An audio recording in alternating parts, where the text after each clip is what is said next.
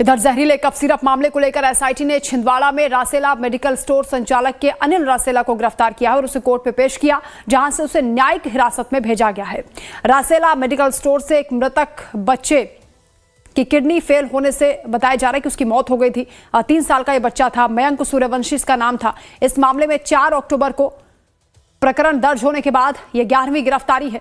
बच्चे का 22 सितंबर को डॉक्टर अमन ठाकुर ने इलाज किया था। जांच के आधार पर अनिल रासेला को गिरफ्तार करके जेल भेजा गया। इस मामले में एक मेडिकल स्टोर संचालक और 2 डॉक्टर अभी भी पुलिस की रडार पर हैं।